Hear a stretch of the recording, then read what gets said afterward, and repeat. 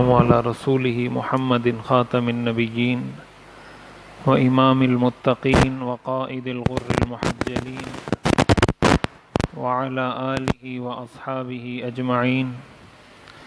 أما بعد فأعوذ بالله من الشيطان الرجيم. بسم الله الرحمن الرحيم. والفجر وليال عشر. وقال النبي صلى الله عليه وسلم: ما من أيام أعظم عند الله سبحانه وتعالى ولا أحب إليه العمل فيهن من هذه الأيام العشر فأكثروا فيهن من التهليل والتكبير والتحميد، أو كما قال النبي صلى الله عليه وسلم: صدق الله وصدق رسوله النبي الكريم ونحن على ذلك لمن الشاهدين والشاكرين والحمد لله رب العالمين. دو اہم باتیں ہیں، اس کی طرف توجہ دلانا مقصود ہے آج کی گفتگو میں. پہلی بات یہ ہے کہ ذی الحجہ کا مہینہ شروع ہوا ہے. ذی الحجہ اسلامی مہینوں میں آخری مہینہ ہے. ذی الحجہ پر اسلامی سال کا اختتام ہوتا ہے، اس کے بعد نیا سال شروع ہوتا ہے.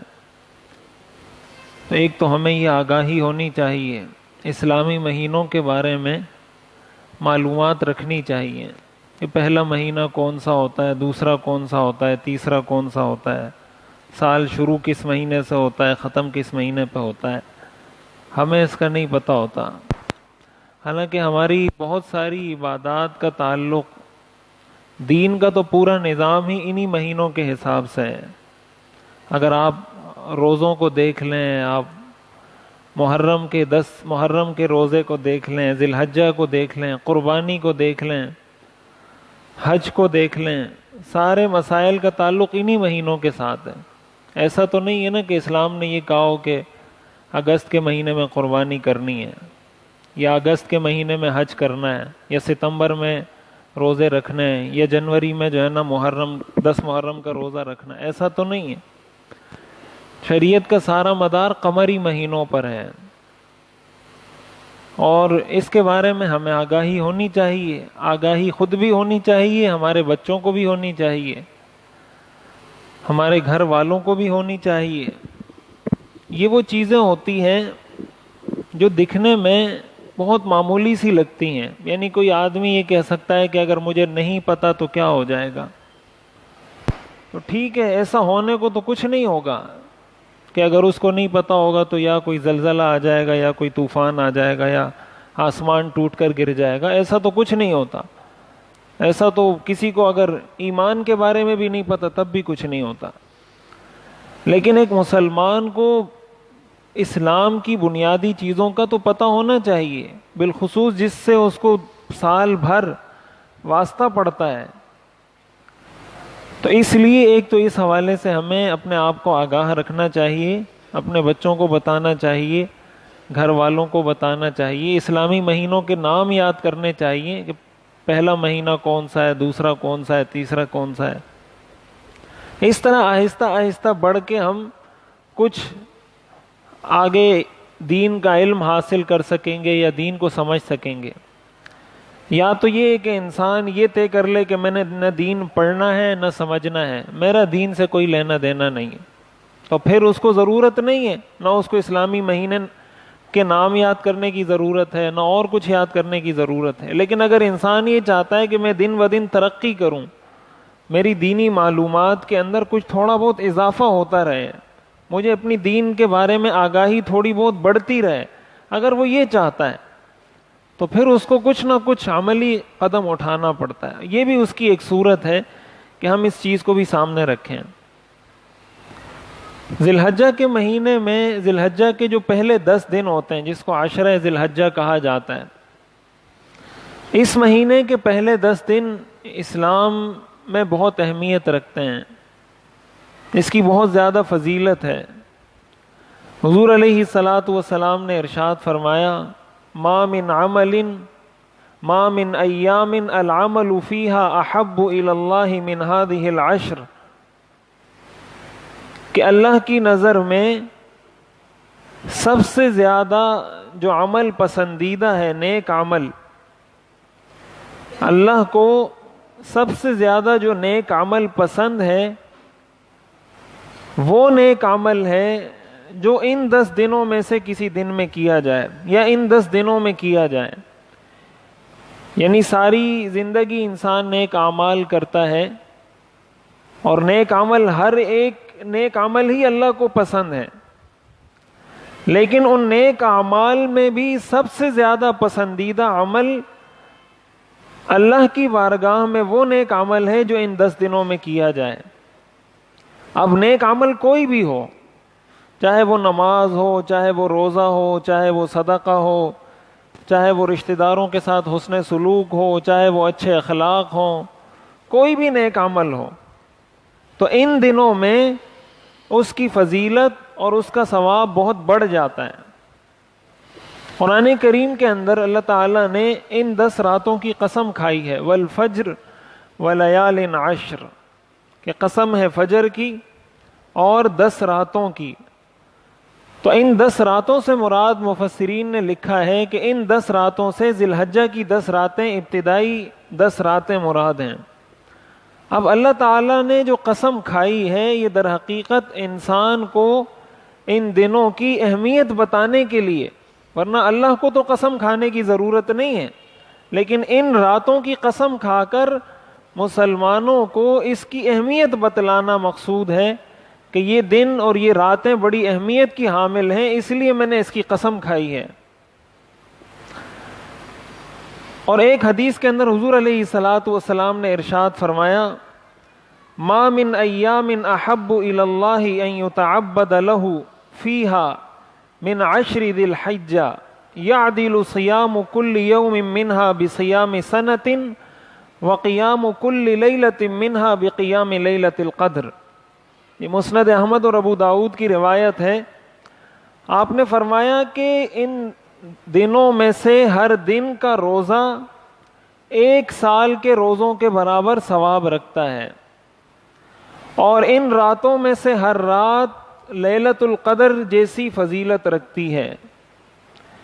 یعنی ان 9 دنوں میں سے ایک دن کے روزے سے اللہ تعالیٰ 1 سال کے روزوں کا ثواب عطا فرماتے ہیں. اور ان راتوں میں کی گئی عبادت کو اللہ تعالیٰ ایسے ہی قبول فرماتے ہیں، یا اس کو وہی فضیلت حاصل ہے جو فضیلت لیلۃ القدر کی عبادت کو حاصل ہے. اور لیلۃ القدر کے بارے میں قرآن کریم میں آتا ہے کہ لیلۃ القدر خیر من 1000 شہر، کہ لیلۃ القدر 1000 مہینوں سے بہتر ہے. اب اس کی جو یہ 10 راتیں ہیں، یہ 10 کی 10 راتیں ہر رات لیلۃ القدر کے برابر ثواب رکھتی ہے. تو ایک تو ہمیں ان ساری احادیث سے یہ معلوم ہوتا ہے کہ ہمیں اس موقع سے فائدہ اٹھانا چاہیے. اللہ تعالیٰ اپنے بندے کو بخشنے کے لیے، اس پر رحمت کرنے کے لیے بہانے تلاش کرتے ہیں. اب اگر دیکھا جائے سال میں وقتاً فوقتاً اس طرح کے مواقع اللہ تعالیٰ انسان کو دیتے رہتے ہیں. کبھی رمضان آ جاتا ہے تو رمضان کے روزوں کی اتنی فضیلت ہے، رمضان کی عبادات کی اتنی فضیلت ہے کہ اس میں ایک فرض کو 70 فرضوں کے برابر ثواب ملتا ہے، ایک نفل کا ثواب فرض کے برابر ملتا ہے. اور اس کے بہت سارے فضائل ہیں رمضان کے. اب اگر رمضان کو دیکھا جائے تو اصولی طور پر اگر دیکھا جائے تو ایک آدمی اگر ایک نماز پڑھتا ہے اس کو ایک ہی نماز کا ثواب ملنا چاہیے. یہ انصاف کا بھی تقاضا ہے اور قانون کا بھی تقاضا ہے اور ضابطے اور قاعدے کا بھی تقاضا ہے کہ آپ نے ایک نماز پڑھی آپ کو ایک نماز کا ثواب ملے گا، آپ نے 2 پڑھی تو آپ کو 2 کا ثواب ملے گا، آپ نے 3 پڑھی تو 3 کا ملے گا. لیکن ظاہر ہے اس امت کی عمر بہت کم ہے اور اللہ تعالیٰ نے اس امت کو فضیلت بہت بڑی عطا کی ہے. ساری امتوں پر فضیلت عطا کی ہے اس امت کو، ان کی عمریں تو 500 سال 600 سال 1000 سال عمریں ہوا کرتی تھی، لیکن اللہ تعالیٰ نے اس تھوڑی سی عمر میں اس امت کو اتنی ساری آسانیاں فراہم کر دی ہیں کہ اگر کوئی شخص ان آسانیوں سے فائدہ اٹھانا چاہے تو وہ 1 سال میں وہ وہاں تک پہنچ سکتا ہے جہاں تک پچھلی امتیں 100 سال میں بھی نہیں پہنچ سکتی تھیں۔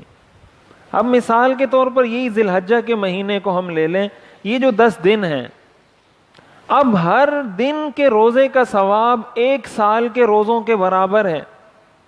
اس کا مطلب اگر کوئی 9 دن روزے رکھتا ہے، اور پھر جو 9 ذی الحجہ ہے، عید سے 1 دن پہلے، اس کے بارے میں تو حضور علیہ السلام نے فرمایا کہ یہ گزشتہ 1 سال کے گناہ بھی معاف کر دیتا ہے، اور آئندہ جو 1 سال گناہ کرنے ہیں وہ گناہوں کے معاف کرنے کا بھی ذریعہ بن جاتا ہے۔ تو گویا ذی الحجہ 9 ذی الحجہ کا روزہ تو 2 سال کا ثواب رکھتا ہے۔ اس کا مطلب یہ ہوا کہ اگر کوئی ان 9 دنوں کے روزے رکھتا ہے، اس کو ایسے ہی ثواب ملتا ہے گویا اس نے 10 سال مسلسل روزے رکھے ہیں۔ 10 سال مسلسل روزے جس نے رکھے ہوں، ان 10 دنوں میں روزہ رکھنے والے کو اتنا ثواب ملتا ہے۔ اب پچھلی امتوں میں آخر اتنی صلاحیت، اتنی ہمت کس میں تھی کہ وہ 10 سال مسلسل روزے رکھے؟ ان کو تو 1 روزے پر 1 ہی روزے کا ثواب ملتا تھا، اور اگر 10 سال رکھیں گے تو 10 سال کے روزوں کا مل جائے گا۔ تو بڑی مشکل ہے کہ 100 سال کے اندر کوئی شخص 10 سال روزے میں گزار دے، بہت مشکل ہے۔ اور یہ تو صرف ذی الحجہ کے دن ہے، پھر آپ رمضان کے روزے لے لیں کہ اس میں 1 فرض کا ثواب 70 فرض کے برابر ہے، تو پھر 30 روزوں کا آپ اس کے حساب سے ضرب لگائیں اس کے ساتھ، کہ 30 کو آپ 70 کے ساتھ ضرب دیں کہ یہ کتنے روزے بن جاتے ہیں۔ پھر 10 محرم کا روزہ ہے، پھر ہر مہینے، اسلامی مہینے کی 3 تاریخوں کے 13 14 15 ایام 20 کا روزہ جس کو کہا جاتا ہے، کہ یہ 3 روزے جو رکھ لے اس کو پورے مہینے کے روزوں کا ثواب ملتا ہے۔ یہ ساری اللہ تعالیٰ کی اس امت پر رحمت ہے۔ حضور علیہ الصلاۃ والسلام کی وجہ سے اس امت کے ساتھ خصوصی رحم کا معاملہ کیا گیا ہے اللہ تعالیٰ کی طرف سے۔ اب ظاہر ہے یہ ہم پر ڈیپینڈ کرتا ہے، ہم پر منحصر ہے کہ ہم اس سے کتنا فائدہ اٹھاتے ہیں۔ اللہ تعالیٰ نے تو سارے راستے کھول کر اور ہمارے سامنے رکھ دی ساری چیزیں کہ اس ذریعے سے بھی مغفرت حاصل کر سکتے ہو، اس سے بھی حاصل کر سکتے ہو۔ اب 1 رات کی عبادت کا ثواب لیلۃ القدر کے برابر ہے، ان 10 راتوں میں سے ہر رات، اور 1 لیلۃ القدر کی عبادت وہ 83 سال سے زیادہ کی عبادت کا ثواب رکھتی ہے۔ تو اگر اسی 83 کو آپ 10 سے ضرب دیں تو کئی 100 سال بن جاتے ہیں۔ اس کا مطلب یہ ہوا کہ ان 10 راتوں میں عبادت کرنے والا اتنے 100 سال، کوئی 900 سال کے قریب اس کو عبادت کا ثواب ان 10 دنوں کی عبادت سے مل جائے گا۔ اب ظاہر ہے پچھلی امتوں کا اس امت کے ساتھ ان چیزوں کو اگر دیکھا جائے کوئی تقابل بنتا ہی نہیں ہے، اور یہی اللہ تعالیٰ کا فضل اور کرم ہے اس امت پر۔ اس لیے ان 10 دنوں میں علماء نے لکھا ہے، علامہ ابن حجر رحمہ اللہ نے لکھا ہے کہ ان 10 دنوں کی فضیلت کی ایک وجہ یہ بھی سمجھ میں آتی ہے کہ ان 10 دنوں میں اسلام کے 5 بنیادی جو ستون ہیں وہ جمع ہو جاتے ہیں، اور 5 جمع ایسے ہوتے ہیں کہ اسلام کی بنیاد حضور علیہ الصلوۃ والسلام نے فرمایا 5 چیزوں پر ہے۔ اس میں ایک عقیدہ ہے، اس کے بعد نماز، روزہ، حج، زکوٰۃ۔ ان 10 دنوں میں حج بھی ہوتا ہے، حج بھی انہی 10 دنوں میں ہوتا ہے جو اسلام کا بنیادی ستون ہے۔ انہی 10 دنوں میں نمازیں بھی ہوتی ہیں، انہی 10 دنوں میں زکوٰۃ بھی دی جا سکتی ہے، ان 10 دنوں میں روزے بھی رکھے جا سکتے ہیں۔ اس کے علاوہ سال میں کسی بھی موقع پر یہ ساری عبادات ایک ساتھ جمع نہیں ہو سکتی، یعنی حج آپ کسی اور موقع پر نہیں کر سکتے، لیکن ان دنوں میں یہ سارے کام ایک ساتھ جمع ہو جاتے ہیں کہ یہ حج کا بھی حج کے بھی دن ہیں، یہ روزے کے بھی دن ہیں، یہ نمازوں کے بھی دن ہیں، یہ زکوٰۃ کے بھی دن ہیں. اس لیے اس چیز کا اہتمام کرنا چاہیے. اپنی استطاعت کے مطابق انسان جو عبادت کر سکے، جو نفلی 2 رکعت نماز پڑھ سکتا ہے وہ 2 رکعت نماز پڑھ لے. 10 روپے صدقہ کر سکتا ہے، 20 روپے صدقہ کر سکتا ہے، اللہ کی راہ میں صدقہ کر دے. زکوٰۃ اس پر فرض ہے، زکوٰۃ ادا کر دے. قربانی واجب ہے، قربانی کر لے. روزے رکھ سکتا ہے، اگر 10 دنوں کے 9 دنوں کے روزے رکھتا ہے تو بہت اچھی بات، نہیں تو 9 ذی الحجہ کا روزہ تو کم از کم اہتمام کے ساتھ رکھنا چاہیے. حضور علیہ الصلوۃ والسلام اس کا پابندی سے اہتمام کیا کرتے تھے 9 ذی الحجہ کے روزے کا. اور 9 ذی الحجہ، یہ بہت سارے لوگ یہ سوال پوچھتے ہیں کہ سعودی عرب میں 9 ذی الحجہ کسی اور دن ہوتا ہے، یہاں کسی اور دن ہوتا ہے. ایک دن کا فرق ہوتا ہے عموماً، ابھی بھی ہے فرق.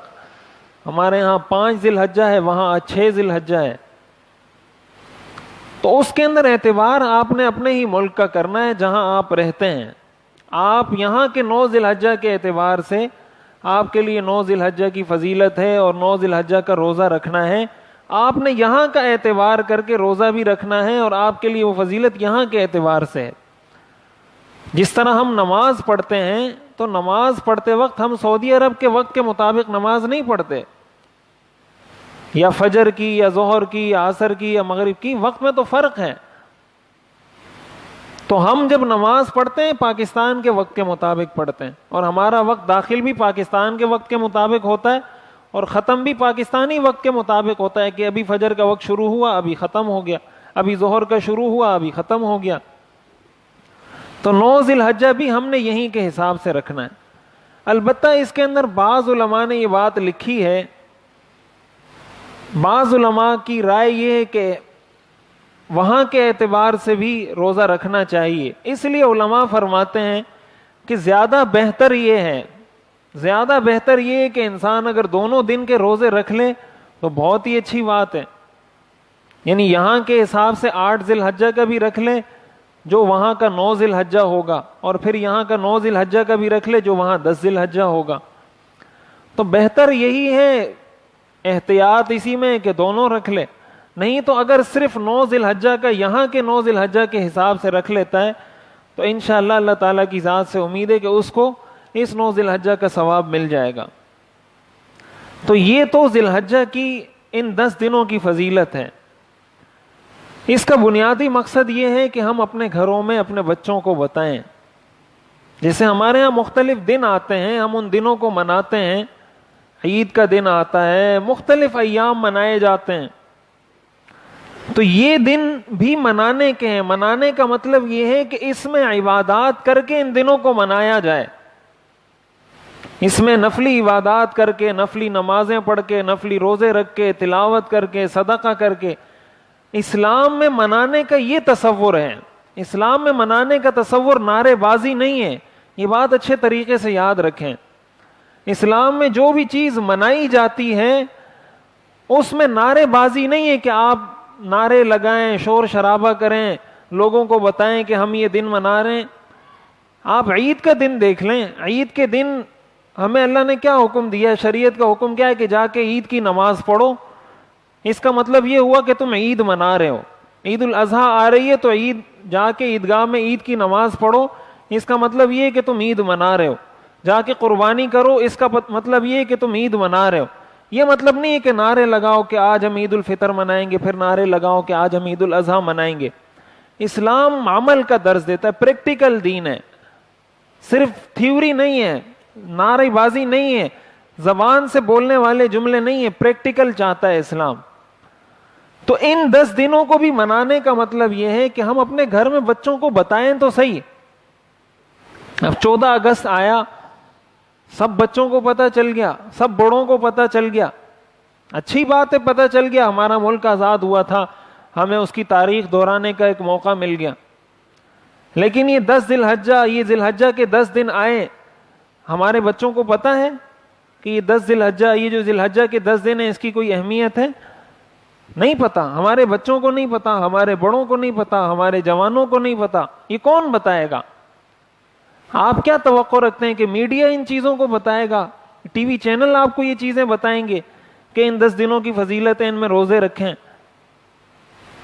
وہ تو آپ کو نہیں بتانے والے. یہ تو آپ کو یہ مسجد سے سننے کو ملے گا، کوئی مولوی صاحب بتائیں گے، کوئی امام صاحب بتائیں گے، تو آپ کو یہیں سے سننے کو ملے گا. مقصد یہ ہے کہ آپ اس چیز کو بھی تو پروموٹ کریں نا.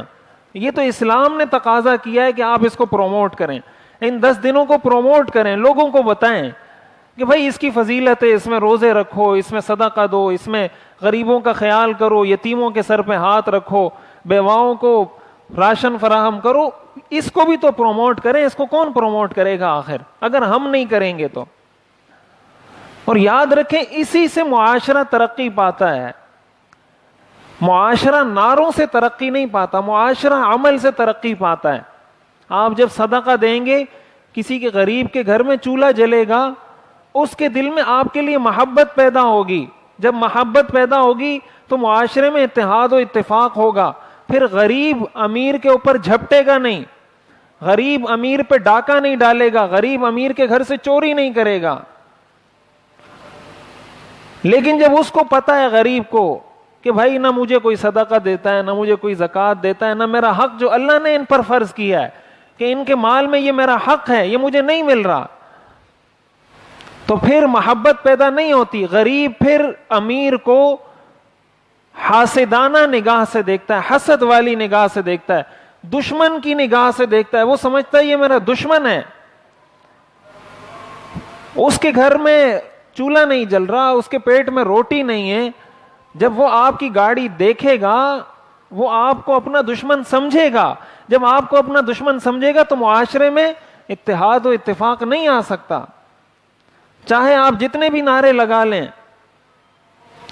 اس لیے یہ ان دنوں کا درس بھی ہے کہ ہم پریکٹیکل مسلمان بنے، پریکٹسنگ مسلمان بنے، اور دوسروں کو بھی درس دیں، خود بھی اس عمل کی طرف آئیں، تاکہ ہماری زندگی میں حقیقی انقلاب آئے اور ہمیں حقیقی معنوں میں اسلام کی وہ روحانیت اور وہ برکت ہمیں اپنی زندگی کے اندر نظر آئے. تو اس لیے ایک تو ان 10 دنوں میں اہتمام کے ساتھ عبادات کرنی چاہیے.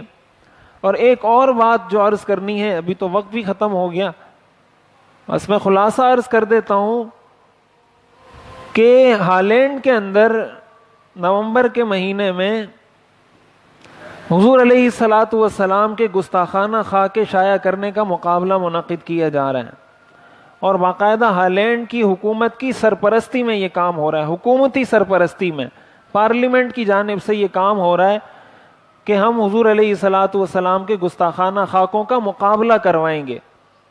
کمپٹیشن ہوگا کہ کون کارٹون بناتا ہے، کون خاکے بناتا ہے. اور ہم امت مسلمہ کے حکمرانوں کی بے حسی بہت ہی شرمناک ہے، اور یہ ہمارے دین اور ایمان پر سوالیہ نشان ہے. ہم حضور علیہ الصلاۃ والسلام کی شفاعت کے طلبگار ہیں. وہ ذات جنہوں نے ساری انسانیت کو رحمت کا درس دیا، جس کو رحمت للعالمین کا لقب اللہ نے دیا، جس نے دشمنوں کو بھی رحمت سے معاملہ کیا، دشمنوں کے ساتھ بھی، اپنوں کے ساتھ بھی، پرایوں کے ساتھ بھی، اور دنیا کو ایک امن کا، چین کا ایک ایسا پیغام دیا، ایک سب بھائی چارگی کا ایک ایسا نظام دیا جس کی مثال دنیا میں پہلے نہ ملی ہے، نہ اس کے بعد کبھی مل سکتی ہے. اب دیکھیں، اس سے ایک تو اس بات کا اندازہ ہوتا ہے کہ ان کے پاس اسلام کا دلیل کی دنیا میں کوئی جواب نہیں ہے. دلیل کی دنیا میں کہ اگر آپ ہمارے ساتھ حجت بازی کریں، دلیل دیں کہ آپ حق پر ہیں یا ہم حق پر ہیں. یہ حربے، یہ ہتھ کنڈے انسان کس وقت آزماتا ہے؟ جب فیل ہو جاتا ہے، جب اس کو پتا ہے کہ میں اب کچھ نہیں کر سکتا، دلیل کی دنیا میں ہار گیا. پھر وہ یا تو لڑتا ہے، یا پھر وہ گالیاں دیتا ہے، یا پھر اس طرح کی حرکتیں کرتا ہے.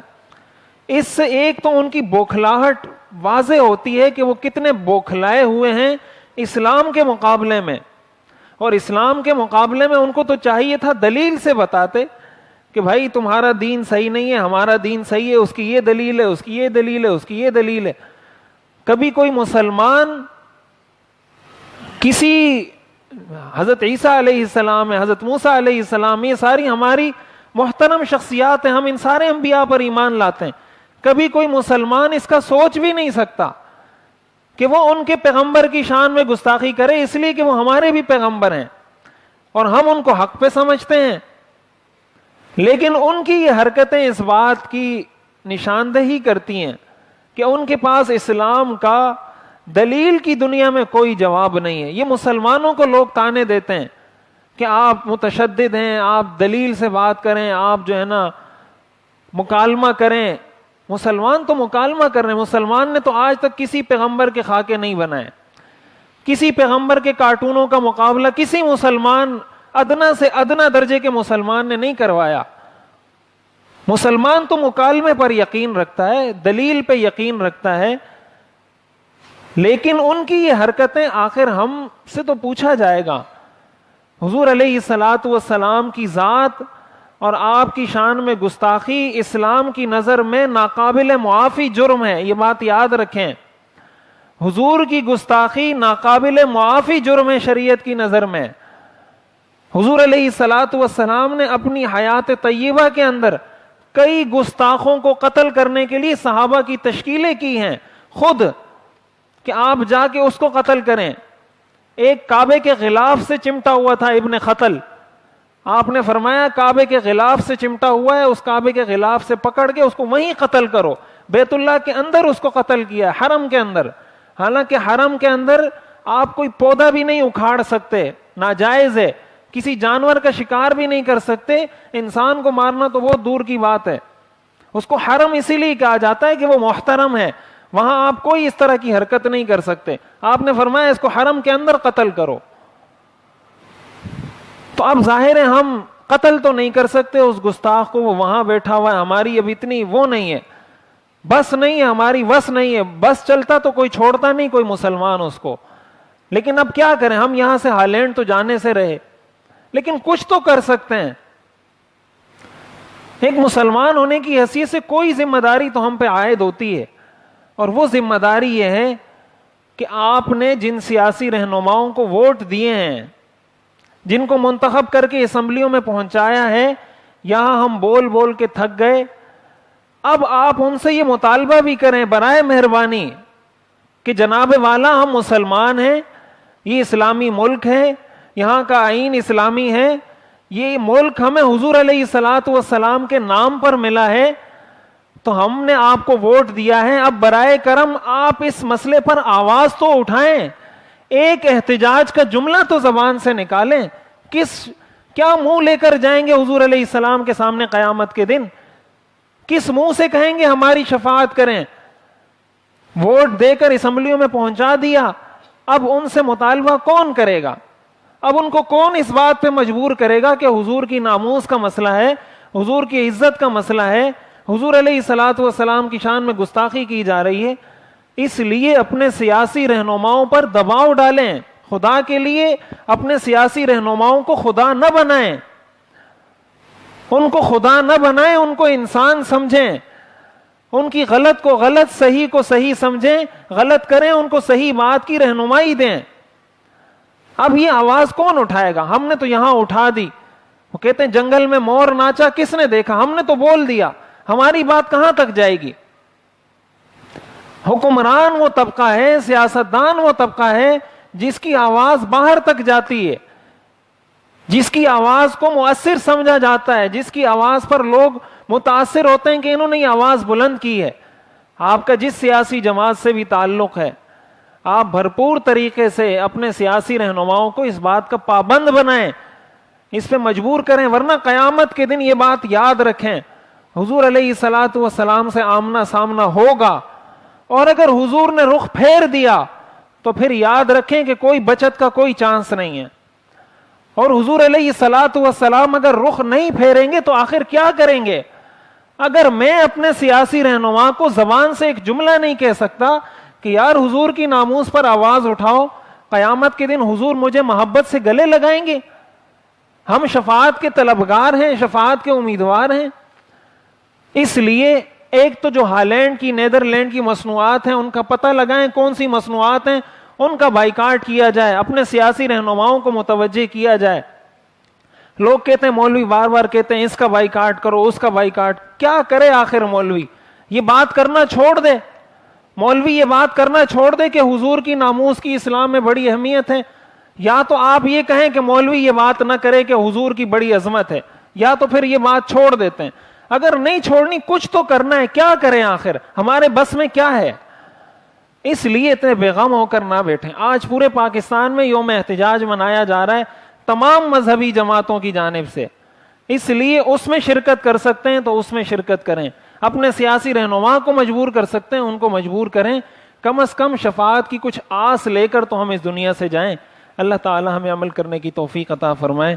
وآخر دعوانا ان الحمد للہ رب العالمین.